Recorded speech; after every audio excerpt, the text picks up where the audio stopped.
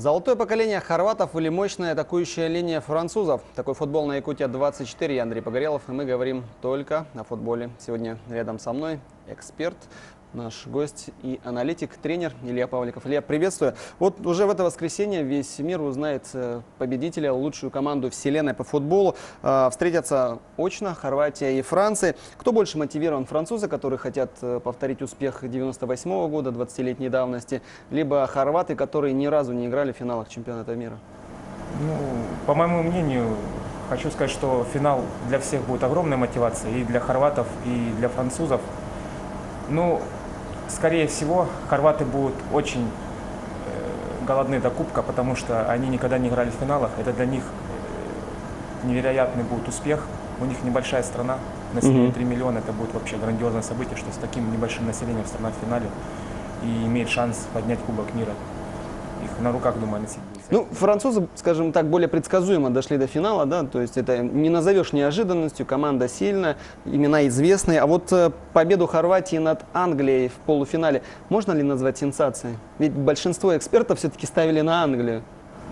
Если честно, тяжело было прогнозировать победу Хорватии над Англией, потому что Англия очень хорошее поколение футболистов выросло. Молодых, очень талантливых, скоростных. Ну, у Хорватии очень хорошая традиция побеждать Англию. В 2007 году они вывели нас на Евро.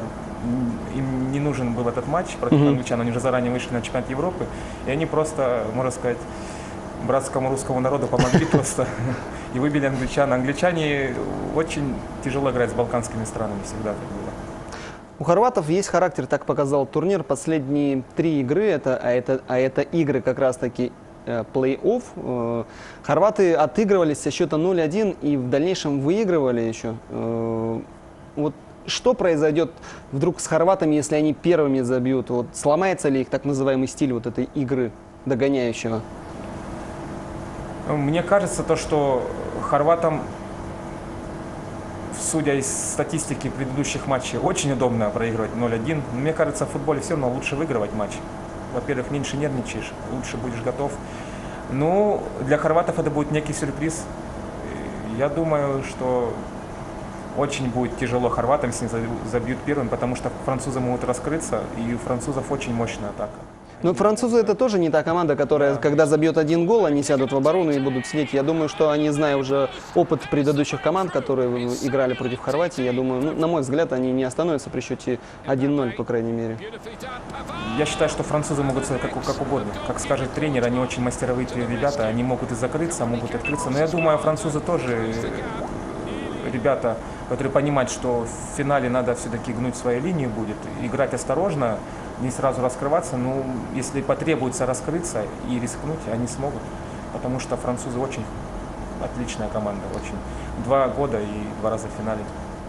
Ну, пожалуй, вот еще один вопрос по поводу Хорватии. Остались ли у них силы? Они сыграли, можно сказать, что на 1 матч практически больше, чем французы. Ни одного дополнительного времени не играли, а хорваты 3 игры плюс 30 минут в каждой игре.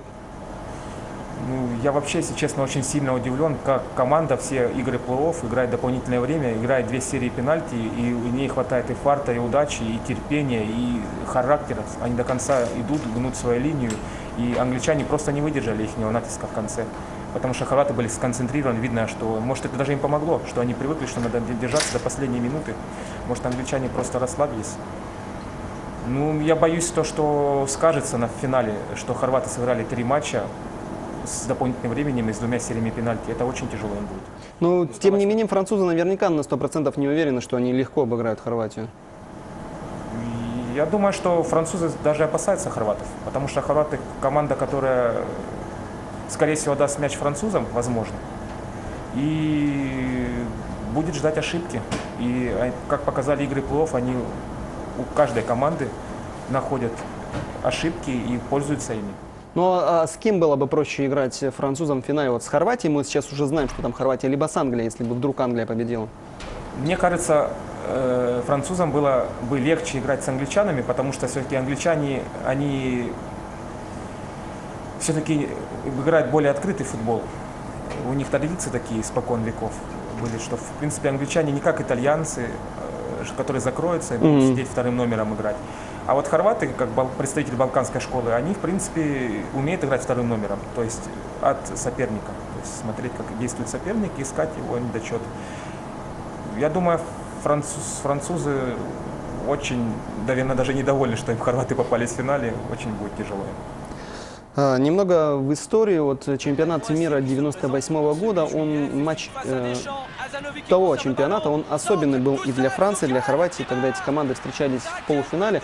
Давор Шукер открыл счет со стороны Хорватии, потом Лилиан Тирам забил 2 гола, и, соответственно, матч закончился со счетом 2-1. Французы прошли в финал, и мы знаем, что они победили тогда. Вот Дидье Дешамп, нынешний тренер французов, как раз-таки является тренером этой команды и был игроком той команды, да, поднимал над своей головой, как капитан, кубок чемпиона.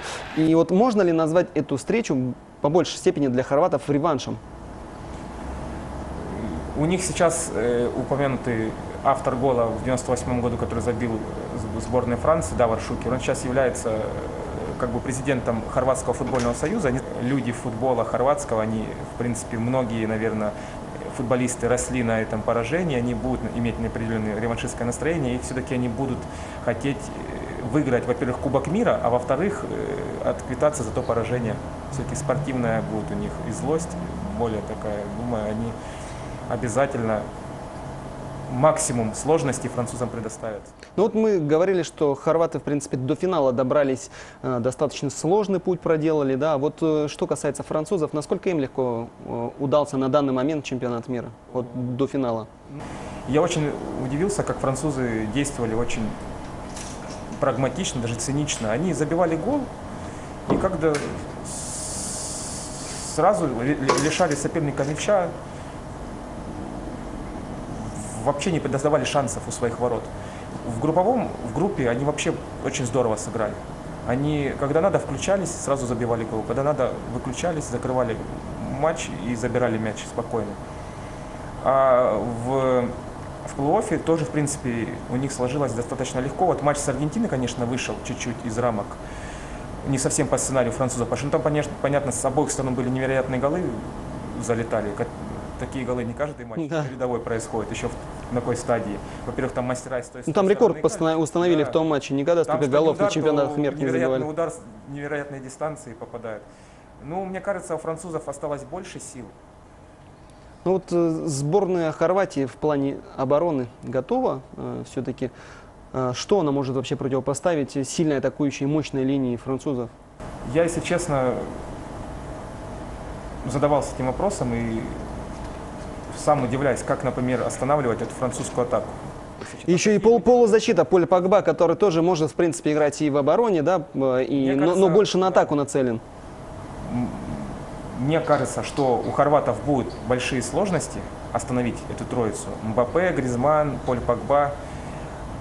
Очень тяжело. Жиру пока не отличился. Жиру может продолжать в том же духе и не реализовать моменты. Но мне кажется, что определенно с французской атакой очень тяжело будет справиться. Так самое интересное, французы еще стандартные положения выполняют невероятно. Уругваем его же оружием взяли. Сколько голов они забили с угловых. Хорваты тоже это их не конек. Просто тут вообще будут команды умеют практически все на поле. И играть из стандартные положения, из игры забить. Просто это будет удивительно, кто допустит ошибку, наверное, первым. Ну, эксперт еще отмечает, наверное, некую такую дуэль. Это Поль Погба в центре поля и Лука Модрич. Будет ли здесь какая-то все-таки дуэль? Ну, это два очень высокого класса футболиста, даже, можно сказать, гении футбола. Оба и бьют с дальней дистанции, и дирижируют атаками своей команды, то есть задают темп, переводят мяч в одну сторону, подсказывают партнерам, не теряют мяч, работают с мячом отлично. Это невероятная будет дуэль, но мне кажется, у французов есть тоже козырь. У французов есть небольшой футболист, который особо незаметен на поле, который выполняет всю черновую работу. Просто тут может произойти так, что Погба будет творить и заниматься определенной черновой работой, отборами, а в основную черновую работу за поле Погба может сделать Канте. Он может и перекрыть Лука Модрича. Это наш Зобнин. Это да, наш Роман Зобнин, только более невысокого роста и более с известным именем в футболе. Ну и немножко дегтя в адрес французской, наверное, сборной. На чемпионате Европы 2 года назад, в 2016 году, они уступили португальцам с минимальным счетом 0-1, а еще ранее, 10 годами, в 2006 году на чемпионате мира в финале по пенальти проиграли итальянцам. Скажем так, за последние несколько лет они участвовали в финалах и ни разу не побеждали. Не будет ли это, скажем так, неким пророчеством для французов, что и в этот раз у них будут сложности и вдруг они вообще не победят?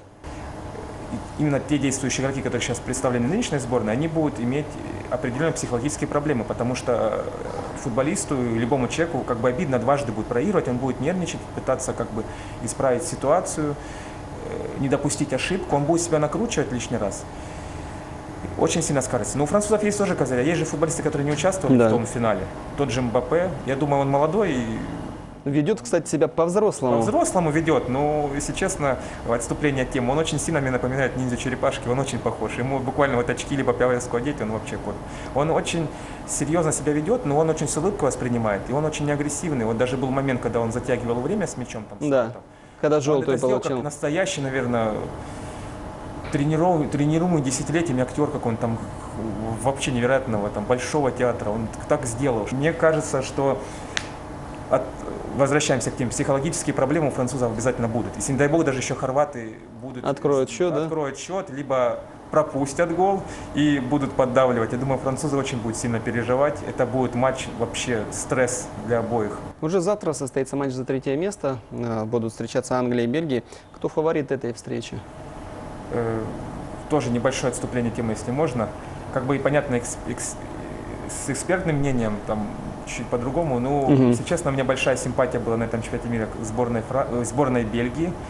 Во-первых, то, что сборная имеет тоже, как и Франция, очень интересное молодое поколение, выросшее футболистов, очень ярких, разных стилей. Очень отлично. Я бы даже так сказал, что из 4 команд, которые встречалась в полуфинале, практически везде новое поколение. То есть не получилось так, что это до финала дошла там Испания, где там 70%, да, это те люди, которые играют испокон веков. Здесь из 4 команд у каждой молодой состав. И у англичан тоже самое очень молодое интересное поколение, но у меня есть неопределенная симпатия к сборной Бельгии, но бельгийцы имеют более ментально дух победителя, потому что Бельгия, в принципе, многие футболисты являются чемпионами Англии, чемпионами других стран. Они играют в топовых клубах, что англичане, что бельгийцы. Но бельгийцы ментально уже не один чемпионат мира доходят далеко. Они всегда в четвертьфинале были. В этот раз они в полуфинале. Не попадись им сборная Франции, возможно, бельгийцы были бы в финале. Бельгийцы доказали, они выиграли самую титулованную сборную Бразилии. Они перестроили, сделали неожиданные перестановки. Я думаю, Бельгия сборная, она более вариативная. Она может и отдать мяч, сыграть на контратаках. Она может полностью забрать мяч и англичанам не дать. Просто что выберет тренер и как его мысль будет воплощаться в матче. Я уверен, что у англичан очень большие будут сложности. У англичан единственная будет надежда, это на стандартные положения и на быстрых своих нападающих в контратаке. Англичане не заберут мяч. Хотя, возможно, я ошибаюсь. Я думаю, и бельгийцам, и англичанам будет вообще тоже невероятным этот успех. Конечно, это утешительный финал будет, им будет обидно отчасти, но будет здорово вернуться в свою родную страну с 3-м местом, с медалью. Это войдет в историю. Илья, кто станет чемпионом мира? Какой счет будет? Мне кажется, ничья в основное время. Опять дополнительное время. И здесь у хорватов не хватит сил. По моему мнению, она даже субъективна, но выиграет французы. Ждем воскресенья, ждем развязки чемпионата мира и узнаем, кто станет новым обладателем Кубка ФИФА, сборная Франции либо сборная Хорватии.